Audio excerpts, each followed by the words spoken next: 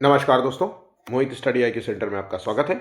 आज हम child development pedagogy से रिलेटेड जो है मोस्ट इंपॉर्टेंट क्वेश्चन देखेंगे। कम समय बचा है सीटेट एग्जाम में, तो बिल्कुल ऐसे क्वेश्चन सॉल्व करेंगे जो एग्जाम में आएंगे, आपके लिए बहुत महत्वपूर्ण भी होंगे, है ना। सिलेबस आधारित पेपर है, सारा सिलेबस जो है इन्हीं कुछ 10 से 15 दिनों में जो है हम लोग कवर कर डालेंगे, ठीक है। तो वीडियो आपके लिए बहुत महत्वपूर्ण है, लास्ट तक क्वेश्चंस को देखिएगा, सॉल्व करिएगा, क्योंकि यही क्वेश्चंस आपको एग्जाम में देखने को मिलेगा। पेपर 1 पेपर 2 दोनों के लिए इंपॉर्टेंट है। तो प्लीज़ वीडियो को, अगर वीडियो अच्छा लगे तो प्लीज़ ज़रूर लाइक कीजिएगा और शेयर कीजिएगा अपने दोस्तों के साथ, और चैनल को सब्सक्राइब नहीं किया तो प्लीज़ चैनल को भी सब्सक्राइब कर लीजिएगा। आप हमें कमेंट कर सकते हैं। देखिए, लास्ट समय बचा हुआ है, तो मेरा मानना है कि आप जो है ज़्यादा से ज़्यादा आप पेपर्स लगाइए। जितना भी मैंने आपको रिटन जो नोट्स प्रोवाइड किए हैं वीडियो में, आप उसको एक बार रिवाइज कर लीजिए। जिन लोगों ने जो है नोट्स बनाए हैं मेरे कहने पे, उसका रिवीजन जरूर करिए। 1 घंटा उसका रिवीजन में दीजिए और बाकी समय अपना पेपर्स लगाने में दीजिए। बाकी जो भी आप काम करते हैं वो अपना करते रहिए, ठीक है। तो आइए शुरू करते हैं क्वेश्चंस को, फिर बीच बीच में आपसे बात करते रहेंगे। इनमें से कौन सी जो है अधिगम अशक्तता वाले बच्चों की एक विशेषता नहीं है। अधिगम अशक्तता मतलब है लर्निंग डिसेबिलिटी का जो है एक विशेषता है, यहाँ पे नहीं नहीं पूछे गए बच्चे की विशेषता है। तो देखिए, 50 से नीचे बुद्धि लब्धि, ये जो होता है ये 50 से नीचे बुद्धि लब्धि मतलब आईक्यू की बात कर रहा है, तो ये अधिगम अशक्तता नहीं कहलाएगा, लर्निंग डिसेबिलिटी नहीं कहलाएगा, ये बौद्धिक अक्षमता कहलाएगा, है ना। धारा प्रवाह रूप में पढ़ने तथा शब्दों पर जो है पलट कर जाने में कठिनाई, तो अधिगम अक्षमता में आंसर हो गया ऑप्शन बी। तो धारा प्रवाह पढ़ने में समस्या होती है ना, शब्दों को पलटता है बार बार शब्दों को, तो जैसे पठन विकार हो गया, डिसलेक्सिया, डिसग्राफिया, लेखन विकार, ये सारी जो है अधिगम अक्षमता के अंतर्गत आता है। बाकी सभी आंसर्स जो है यहाँ पे नहीं है तर्कसंगत, ऑप्शन यहाँ पे बी बिल्कुल सही जवाब होगा। देखिए, अधिगम अक्षमता से रिलेटेड 100% 2 से 3 क्वेश्चंस आपको मिलेंगे पूरे सीडीपी, पूरे जो है 150 क्वेश्चन में, तो अच्छे से तैयार कर लीजिएगा। मैंने वीडियो प्रिपेयर कर रखा है बहुत अच्छे तरीके से, ठीक है। चलिए, आपकी कक्षा का एक छात्र जो है राजू, शारीरिक विकास की दृष्टि से काफी पिछड़ा है। आपको विकास के निम्नलिखित में से किस आयाम में राजू के पिछड़ने की चिंता हो सकती है। अब वो शारीरिक विकास में जो है उसका शरीर जो है बहुत ही दुर्बल है, बहुत कमजोर है, तो संवेगात्मक विकास में उसकी चिंता कर सकते हैं हम कि भैया उसका इमोशंस, इमोशंस कैसे भाई, स्वस्थ शरीर में स्वस्थ मन बसता है।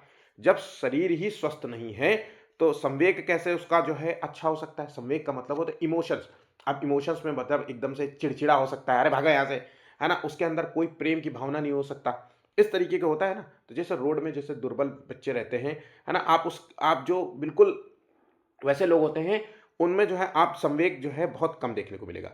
बौद्धिक विकास होगा भाई, शरीर स्वस्थ नहीं होगा तो पढ़ने में मन नहीं लगेगा, आप विचार नहीं कर पाएंगे, तर्क नहीं कर पाएंगे चीज़ों को, तो ये भी है। बाकी सामाजिक विकास भी है, तो यहाँ पे जो आंसर निकल के आएगा वो है ऑप्शन डी, ठीक है। कई बार इसका आंसर जो है बच्चे बौद्धिक विकास या इनमें से कुछ ना कुछ जो है मिस कर देते हैं, पर ध्यान रखिएगा तीनों ही जो है कहीं ना कहीं प्रभावित करेगा, ठीक है। मैं कौन हूं, मैं क्या हूं, मैं भी कुछ हूं जैसी प्रबल भावनाएं बालक के विकास की किस अवस्था की सूचक होती है। देखिए, मैं का जहां भाव आ जाए, मैं क्या हूं, मैं कुछ भी नहीं हूं, मैं कुछ भी नहीं कर सकता, मैं कुछ भी कर सकता हूं, इस तरीके के भाव जो है आते हैं किशोरावस्था में। और ये किशोरावस्था को स्टैनली हॉल ने जो है स्ट्रेस एंड स्टॉर्म की अवस्था कहा था। स्ट्रेस एंड स्टॉर्म, स्टॉर्म की अवस्था कहा था, तूफान की अवस्था कहा था, ठीक है, तनाव की अवस्था कहा था। इस अवस्था में क्या होता है, बच्चे के अंदर हार्मोनल जो है, हार्मोनल चेंजेस बहुत ज़्यादा होते हैं, ठीक है। इसलिए बहुत ज़्यादा जो है हार्मोनल चेंजेस होंगे। और आइडेंटिटी क्राइसिस इस अवस्था, तो आइडेंटिटी क्राइसिस इस अवस्था को कहा जाता है, आइडेंटिटी क्राइसिस। यहाँ पे बच्चा जो है अपनी पहचान जो होती है, आइडेंटिटी होती है, उसकी खोज बनाने में और उसको जो है मतलब आइडेंटिटी पहचान बनाने में जो है लगा रहता है, स्थापित करने में ज़्यादा जो है दिमाग लगाता है। जैसे दोस्तों के बीच में ये हो जाए कि भाई तू मेरा यार है भाई, भाई जब तक नहीं आएगा तब तक जो है काम नहीं होगा, ऐसे जो भाव होता है ना दोस्तों के बीच में, तो वही मेरी कुछ पहचान है कि नहीं इन लोगों के बीच में, वो आइडेंटिटी की बात हो रही है, ठीक है। तो किशोरावस्था होगा, जहां मैं का भाव आ जाए क्वेश्चन में, वहां पे आपको किशोरावस्था तुरंत लगा देना है। एडोलेसेंस इसका इंग्लिश टर्म यूज किया जाता है, एडोलेसेंस, ठीक है। चलिए, नेक्स्ट क्वेश्चन है, मानव जीवन के एक क्षेत्र में पाई जाने वाली कमियां दूसरे क्षेत्र में हो रही प्रगति में बाधक सिद्ध होती हैं। यह विचार विकास के किस सिद्धांत से संबंधित है? अब मानव जीवन मतलब बच्चे के जीवन में एक क्षेत्र में पाई जाने वाली कमियां दूसरे क्षेत्र में वो बाधक सिद्ध होती हैं। मान लीजिए आपके शरीर में कोई कमी है, शारीरिक विकास में, शारीरिक क्षेत्र में कोई कमी है, तो दूसरे क्षेत्र में, तो आपके शारीरिक क्षेत्र जुड़ा हुआ है आपके मानसिक विकास से, है ना? आपके जो है फिजिकल जो है डेवलपमेंट से, है ना? आपके जो है नैतिक विकास से भी जुड़ा, तो एक तरीके से कहीं ना कहीं एक दूसरे से जुड़ा हुआ है, यही कहने का मतलब है। तो इसको हम कहेंगे, फोर्थ का आंसर होगा ऑप्शन डी। विकास के जो सभी पक्ष होते हैं, चाहे वो सामाजिक हो, भावनात्मक हो, नैतिक पक्ष हो, संवेगात्मक पक्ष हो, ये एक दूसरे से परस्पर संबंधित होते हैं, इसलिए यहां पे बताया गया है। आंसर हो गया ऑप्शन डी। ध्यान से क्वेश्चन को समझिए, बहुत सरल भाषा में आपको मैं क्वेश्चन को समझा रहा हूं, ठीक है? ध्यान रखिएगा, ये क्वेश्चन बहुत इंपॉर्टेंट होता है। नेक्स्ट क्वेश्चन, निम्नलिखित में से कौन जो है बालक के विकास को प्रभावित करने वाला आंतरिक कारण है?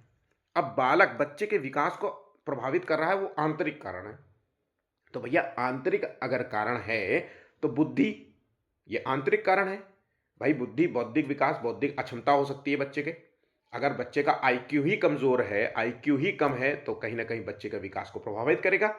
उसके बाद शारीरिक कारक, अगर शरीर जो है हष्टपुष्ट नहीं है, सही नहीं है ना, तो कहीं ना कहीं वो भी बच्चे के विकास को प्रभावित करेगा। शारीरिक, शरीर में कोई अक्षमता है, दृष्टि बाधित है, श्रवण बाधित है, या फिर हाथ में उतनी ज्यादा ताकत नहीं है।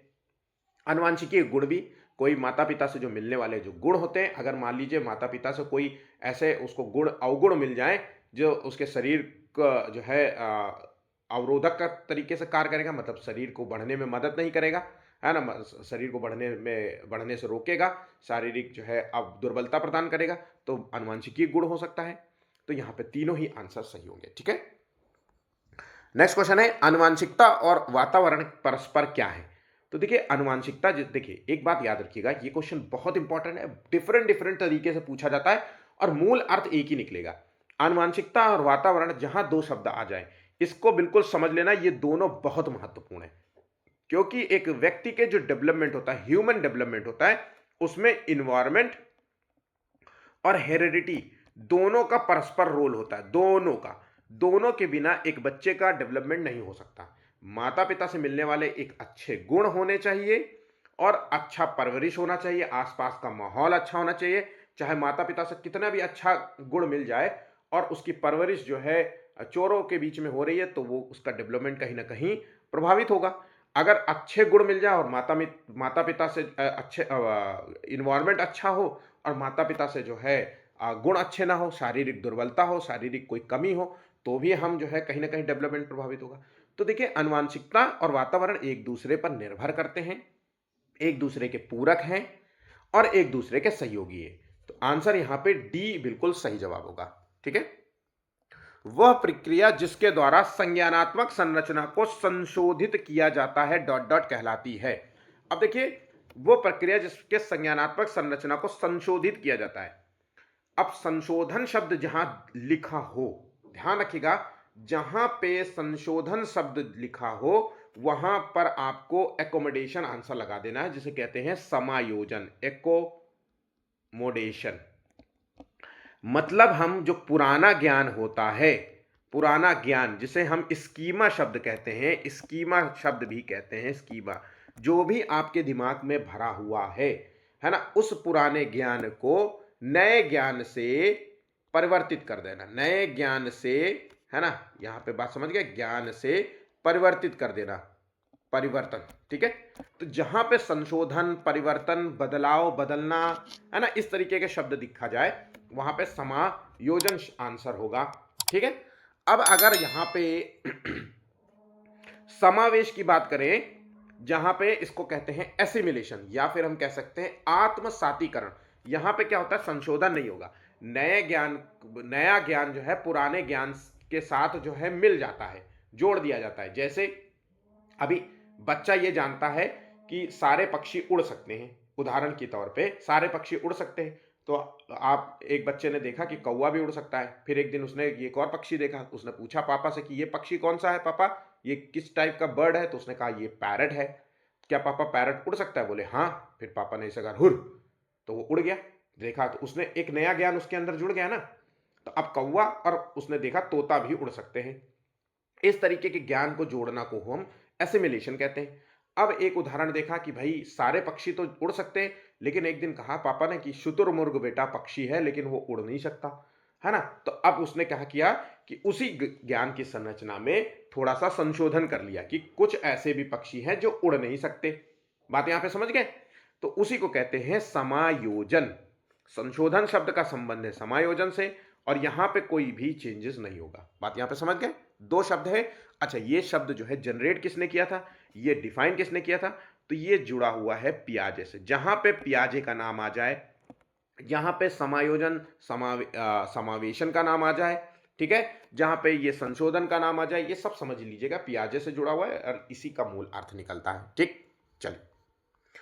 निर्माण और खोज का सिद्धांत निम्नलिखित में से किसने दिया था? निर्माण का और खोज का सिद्धांत जीन पियाजे का है। जीन पियाजे बताते हैं कि बच्चे का जो संज्ञानात्मक विकास है वो 4 चरणों में होता है, और बच्चा जो है संज्ञानात्मक विकास करता है वो पर्यावरणीय खोज के द्वारा करता है। अपने पर्यावरण के साथ तालमेल बिठा करके अपना खोज मतलब करता है, अपने ज्ञान का निर्माण करता है। और जो 4 चरण हैं वो चारों चरण बहुत इंपॉर्टेंट हैं, और उन चारों चरणों को हम छोड़ नहीं सकते, स्किप नहीं कर सकते। मतलब बच्चे में परिपक्वता जैसे जैसे परिपक्व होगा, जैसे जैसे मेच्योर होगा, वैसे वैसे वो अपना जो है एक तो कॉग्निटिव डेवलपमेंट करता जाएगा। ठीक है। नेक्स्ट क्वेश्चन है, इंद्रिय जनित गामक अवस्था होती है। तो देखिए ये जो अवस्था की बात कही गई है ये पियाजे से जुड़ी हुई है। हम सभी को पता होना चाहिए कि ये पियाजे से जुड़ी है, और ये पियाजे का जो पहला चरण है, यहां पियाजे का जो पहला चरण है वहां से जुड़ा हुआ है। और पियाजे का पहला चरण है तो इसका मतलब है कि वो जन्म से 2 वर्ष की अवस्था होगी। इंद्रिय जनित है, इसका मतलब है बच्चा जो है जो भी कुछ सीखता है वो सेंसेस के माध्यम से सीखता है, समझता है।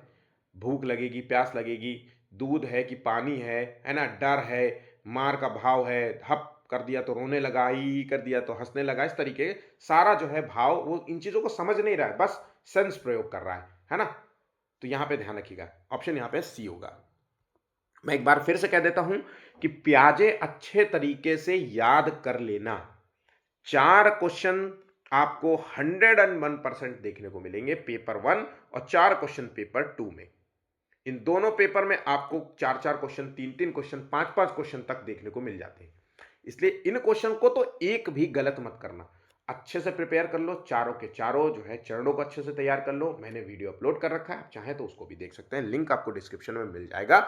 लिंक फिर भी आप नहीं ढूंढ पाते हैं तो प्लीज आप हमें कमेंट कर सकते हैं, मैं आपको लिंक शेयर कर दूंगा। नेक्स्ट क्वेश्चन है, निम्नलिखित में से किसने जो है बच्चों की अंतः क्रियाओं को उनके विकास का मूल आधार माना? अब अंतः क्रिया, भैया अंतः क्रिया क्या है? मतलब सामाजिक और सांस्कृतिक अंतः क्रिया को माना है। तो आंसर हो गया लेव वाइगोस्की। लेव वाइगोस्की जिन्होंने बच्चे के संज्ञानात्मक विकास में समाज और संस्कृति, है ना, इन दोनों को महत्वपूर्ण माना है। मतलब इनका कहना है कि समाज में रहते हुए और उस संस्कृति को फॉलो करते हुए, कल्चर को जो है फॉलो करते हुए बच्चे का जो है संज्ञानात्मक डेवलपमेंट होता है। तो ऑप्शन यहाँ पे बी बिल्कुल राइट आंसर होगा। अच्छे से इसको भी प्रिपेयर करना होगा आपको, ठीक है। कोहलबर्ग के अनुसार सही और गलत के प्रश्न के बारे में निर्णय लेने से में शामिल जो है चिंतन प्रक्रिया को कहा जाता है। तो सही और गलत के बारे में आप अगर सोच पा रहे हैं तो इसे नैतिक तर्कणा कहते हैं, क्योंकि इसमें आप तर्क कर रहे हैं। जहां पे तर्क कर पा रहे हैं और सही की तरफ आप निर्णय ले पा रहे हैं उसी को कहते हैं नैतिक तर्कणा। नैतिक दुविधा में क्या होता है? जब दो चीजों में आप समझ नहीं पा रहे कि मैं क्या चुनूं। जैसे आपसे कहा जाए कि माता और पिता में आप किसे चुनते हैं, किसे ज्यादा प्यार करते हैं? अब भाई प्यार तो आप दोनों को करते हैं, समान रूप से करते हैं, तो आप निर्णय नहीं कर पाएंगे कि आप दुविधा में पड़ जाएंगे, डायलेमा जिसे कहेंगे। या फिर आपको फेवरेट चीज दी जाए, एक छोटे बच्चे को 2 फेवरेट चीज उसके ले आइए, एक चॉकलेट ले आइए और एक और कोई चीज जो भी पसंद करता हो आइसक्रीम ले आइए, और उससे पूछिए कि एक ही चीज लेनी है, दूसरी चीज हम उसको दे देंगे, तो वो बड़ा दुविधा में पड़ेगा कि यार दोनों ही मेरी फेवरेट है, दोनों ही क्यों नहीं मिल सकती, ऐसा सोचेगा, ठीक है। तब हम दुविधा शब्द का इस्तेमाल करेंगे। बात यहाँ पर समझ गए? चलिए, बालकों को प्रेरित करने के लिए उन्हें महापुरुषों की जीवनी, प्रेरणादायी नाटक और उत्कृष्ट वैज्ञानिक इत्यादि के बारे में बताना चाहिए। निम्नलिखित में से किस सिद्धांत के अंतर्गत आता है? अब देखिए, जब बच्चों को हम महापुरुषों की जीवनी पढ़ाते हैं, उनके नाटक दिखाते हैं, उनसे रिलेटेड और वैज्ञानिकों के बारे में जो है बताते हैं, तब जो है हम जो है ये जो सिद्धांत कहलाता है, इसे प्रेरणा का सिद्धांत कहते हैं। याद रखिएगा, इसे प्रेरणा का सिद्धांत कहते हैं। ठीक है, इससे बच्चा जो है मोटिवेट होता है। ठीक है, कुछ नया करने की जो है उसके अंदर उत्साह और जागृत होती है। जब वो देखता है कि इतने कमज़ोर लोग थे, अच्छा, है ना? अक्सर जो है हम लोगों को जब ऐसी चीज़ें मिलती हैं तो हम देखते हैं कि कोई शारीरिक रूप से अक्षम व्यक्ति भी जो है आईएएस बन जाता है, तो हमें लगता है कि हाँ, कुछ हम भी तो कर सकते हैं, ऐसा नहीं है ना? ऐसा होता है हम लोगों के साथ। या फिर किसी ने कहा कि देखो, इसके भी इंटर में जो है वो सेकंड डिवीज़न, थर्ड डिवीज़न था, लेकिन फिर आज जो है वो आईपीएस बन के बना बना हुआ है। तो हम भी मोटिवेट होते हैं कि अरे यार, पढ़ने में इतना तो कमज़ोर मैं भी नहीं हूँ, ऐसा सोचते हैं। ठीक है? ये सारी चीज़ें हम ध्यान रखते हैं। आंसर हो गया ऑप्शन ए। एक अच्छे टीचर के रूप में व्यक्ति को बुद्धि परीक्षण के परिणाम जानने के बाद निम्नलिखित में से किस व्यवहार से बचना चाहिए? अब देखिए, बच्चे अब व्यक्ति को बुद्धि परीक्षण के परिणाम जानने के बाद हमें किस तरीके के व्यवहार से बचना होगा टीचर को? तो परिणाम के आधार पर सुधार के लिए परामर्श देना, इससे बचना चाहिए? बिल्कुल भी नहीं। ये तो बहुत ज़रूरी है कि भाई, परिणाम देख लिया आपने और उसके आधार पर अब हम बच्चे को सजेशन देंगे, परामर्श देंगे। ठीक है, परिणाम के आधार पर कम बुद्धि वाले बच्चों का चयन करके उन्हें कठिन कार्य करने से रोकना। तो जो हमें नहीं करना चाहिए वो यही है। आंसर हो गया ऑप्शन बी। हमने अब देख लिया कि भाई बच्चे का आईक्यू कमज़ोर है, बच्चा पढ़ने में कमज़ोर है, तो हम उसको ये नहीं कहेंगे कि ए बेटा, ये तुम्हारे काम का नहीं है, तुम तो ऐसे ही कमज़ोर हो, ये कहाँ तुम कर पाओगे। तो उससे बच्चा डीमोटिवेट होगा और उसके अंदर ना करने की इच्छा जागृत होगी। हैं, वो और इन सब से चीज़ों से प्रेरित होगा, जब मुझे कुछ आता ही नहीं तो मैं क्यों पढ़ूँ। वो अपना दिमाग और कहीं लगाएगा। तो ये चीज़ बिल्कुल भी नहीं करना चाहिए। उसे रोकना और टोकना नहीं चाहिए, बल्कि और उससे उत्साहित करना चाहिए, परामर्श देना चाहिए, है ना? उसको सहयोग देना चाहिए। यही सब हम कर सकते हैं। ठीक है, यदि मनुष्यों को हवा में तैरने की क्षमता मिल जाए तो शहरों का डिजाइन कैसा हो सकता है?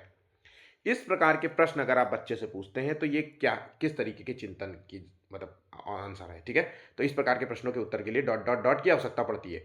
अभिसारी चिंतन, समस्या समाधान चिंतन, अपसारी चिंतन, समस्या सामान्य चिंतन। तो देखिए, अगर बच्चे को इस तरीके का क्वेश्चन पूछा जाए जिसके कई उत्तर दिए जा सकते हैं, भाई तैरने की क्षमता विकसित हो जाए तो शहरों की डिजाइन कैसी होगी? तो एक बच्चा कहेगा बिल्डिंग जो है हवा में होंगी। भाई, जब उड़ने की क्षमता, अगर मनुष्यों को हवा में उड़ तैरने की क्षमता मिल जाए तो भैया बिल्डिंग हवा में होगी, है ना? ऐसे जवाब दे सकता है। पेड़ हवा में हो जाए, है ना? हाईवे हवा में होंगे, ऐसे कह सकता है। बहुत सारे कुछ जवाब दे सकता है। मैं अपने नानी के यहाँ उड़ के चला जाऊंगा, मैं यहाँ चला जाऊंगा। तो इस तरीके के जो चिंतन कहलाते हैं वो अपसारी चिंतन, जहां पे प्रश्न तो दिया गया है एक सामान्य सा, लेकिन इसके कई संभावित उत्तर दिए जा सकते हैं।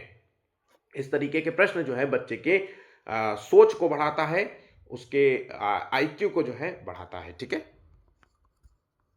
जेंडर तटस्थ भाषा का प्रयोग जेंडर के एक सामाजिक संरचना अतिरिक्त आनुवंशिकता द्वारा निर्धारित होने पर चर्चा करने से क्या मिलता है?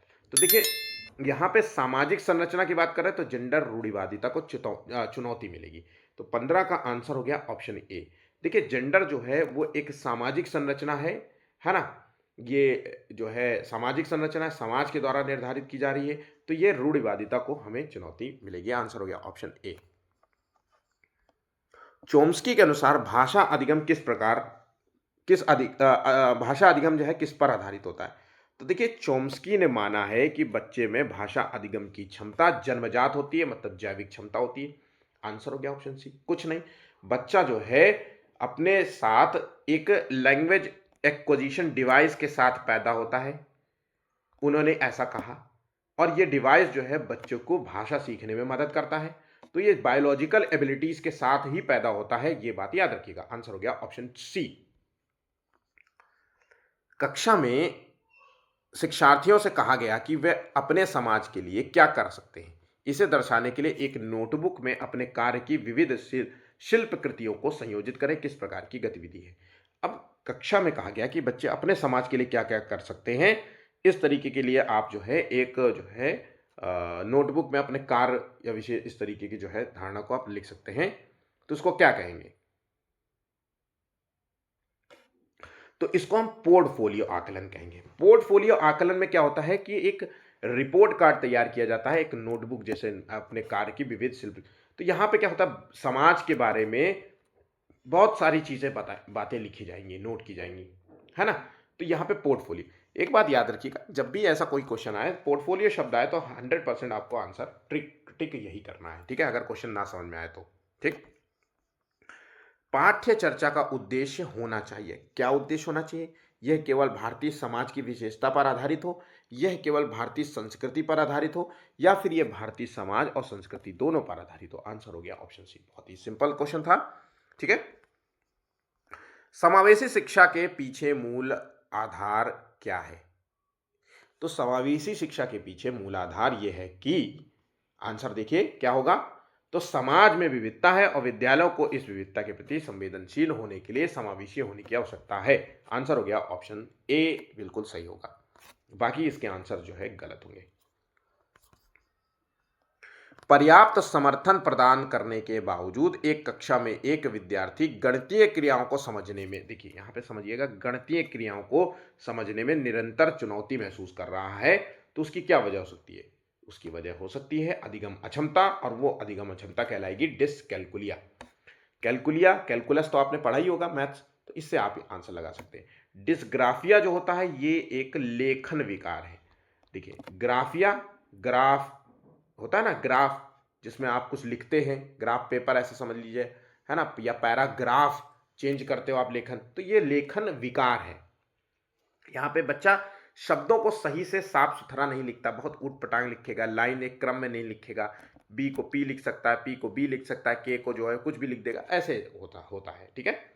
डिसलेक्सिया और डिसकैलकुलिया, डिसग्राफिया। डिसलेक्सिया एक जो होता है ये एक पठन विकार है, यहाँ पे बच्चे को पढ़ने में कठिनाई होती है चीज़ों को, वो बी को डी पढ़ सकता है, डी को बी पढ़ सकता है, तो दोनों चीज़ें, वो लिखे तो लेखन विकार है, पढ़े तो पठन विकार है, ठीक है। राजू 61 के स्थान पर 16 लिखता है, बी और डी अक्षरों में अक्सर भ्रमित रहता है, तो यह किस चीज का प्राथमिक लक्षण हो सकता है? अब देखिए यहां पे लिखता शब्द दिया गया है, तो इसका मतलब है ये एक लेखन विकार है, और लेखन विकार को हम डिसग्राफिया कहते हैं। आंसर हो गया ऑप्शन डी। डाउन सिंड्रोम का सबसे सामान्य लक्षण क्या होता है? तो डाउन जो सिंड्रोम होता है इसका सामान्य लक्षण होता है विशिष्ट चेहरे की विशेषताएं, चेहरा जो है चपटा चेहरा होगा, तिरछी आंखें होंगी, इस तरीके के कुछ लक्षण देखने को मिलता है। यहाँ पे क्या होता है, डाउन सिंड्रोम जो होता है ये थोड़ा सा विकृत रूप होता है, बच्चे में कुछ जो है अवगुण आ जाते हैं, अवगुण जिसमें उसके चेहरे की बनावट थोड़ी सी डिफरेंट होगी, चेहरा उसका चपटा हो सकता है, तिरछी उसकी आंखें हो सकती हैं। ये तब होता है जब गुणसूत्र जो होते हैं उनकी संख्या एक एक्स्ट्रा आ जाए, ठीक है।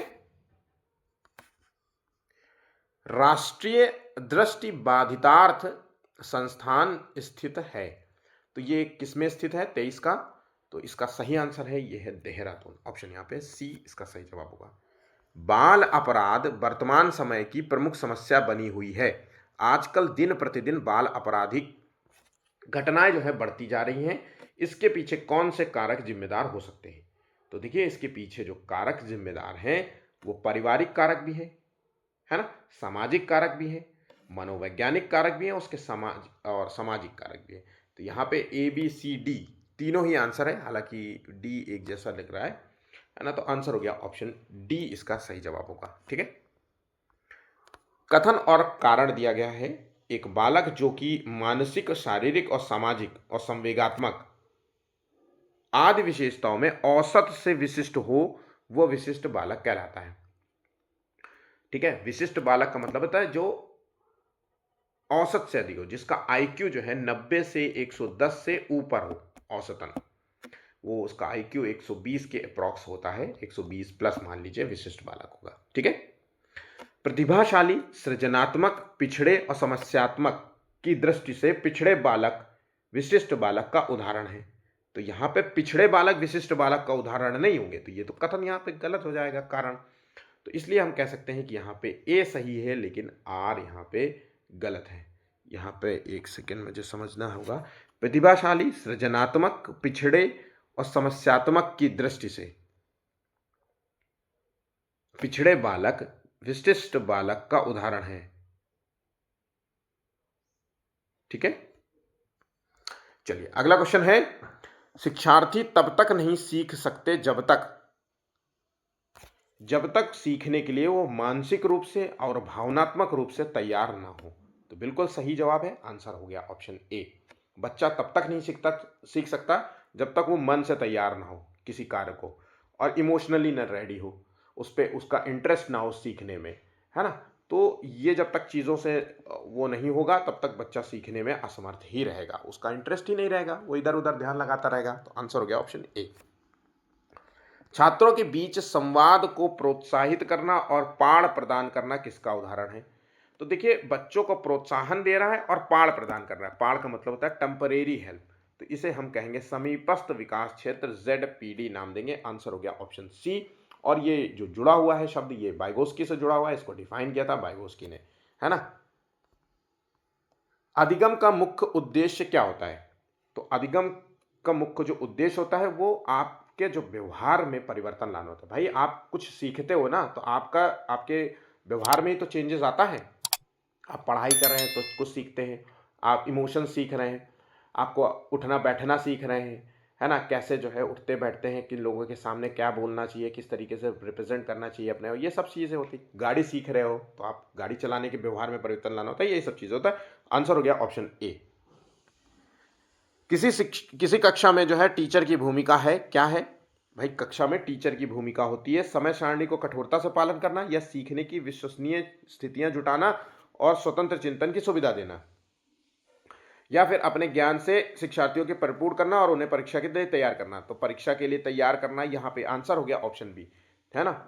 ठीक है, स्वतंत्र चिंतन की जो है सुविधा प्रदान करना एक टीचर का जो है काम होता है। बच्चों को सोचने का पूरा मौका देना चाहिए, उसके सोच को डेवलप करने का मौका देना चाहिए, और उसमें आपको थोड़ी थोड़ी मदद करते हुए जाना चाहिए। इस तरीके से हमें करना चाहिए, एक टीचर की भूमिका जो हो सकती है। आंसर हो गया ऑप्शन बी।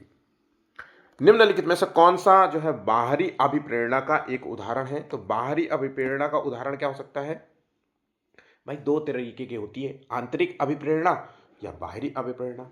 अब आंतरिक अभिप्रेरणा में क्या होता है, जब उसके मन से चीजें करने के लिए उत्साहित हो, कार्य को इंटरेस्ट ले अंदर से ही, वो जब उसको ये कार्य करने में मजा आता हो, तब वो आंतरिक रूप से प्रेरित होगा। बाहर से जब उसे कोई चीज दिखाओगे कि ये देखो टॉफी टॉफी मिलेगी अगर ये काम कर दोगे, तो ये बाहरी रूप से प्रेरित है। यह काम करोगे तो मैं पुरस्कार दूंगा, है ना, नहीं तो मार पड़ेगी। काम बच्चा इसलिए होमवर्क कर रहा है क्योंकि मम्मी उसे मारेगी या स्कूल में डांट पड़ेगी, इसलिए वो काम कर रहा है। इस तरीके के उदाहरण आपको मिल जाए तो ये बाहरी रूप से प्रेरित होगा। अब यहाँ पे हम देख लेते हैं, मैं अपना होमवर्क पूरा करती हूँ क्योंकि टीचर प्रत्येक नियत कार्य के लिए हमें अंक देते हैं, हमें नंबर देते हैं, इसलिए मैं ये होमवर्क पूरा करती हूँ। अगर वो नंबर ना देता तो हम काय करते हुए, ये इसका मूल अर्थ हो गया। तो आंसर हो गया ऑप्शन ए। यहाँ पे मैं अपना होमवर्क करना पसंद करती हूँ क्योंकि वो ये बहुत आनंददायक है, तो मतलब आंतरिक रूप से प्रेरित है, आंतरिक प्रेरणा का शिकार है, अभिप्रेरणा इसे कह सकते हैं। मैं बहुत अधिक सीखती हूँ जब मैं अपना गृह कार्य करती हूँ, ये आंतरिक रूप से प्रेरित है। गृह कार्य करने से मैं अपनी अवधारणाओं की अच्छी तरीके से समझ पाती हूँ, ये आंतरिक रूप से प्रेरित है। आंसर हो गया ऑप्शन ए। तो इस तरीके के आपको जो है CDP में क्वेश्चंस देखने को मिलेंगे, ध्यान से अच्छे से इनको तैयार कर लेना। ठीक है, वीडियो अच्छा लगा तो प्लीज़ वीडियो को लाइक कर लीजिए, शेयर कीजिए, और चैनल को सब्सक्राइब नहीं तो कर लीजिए उसको भी, चैनल को सब्सक्राइब।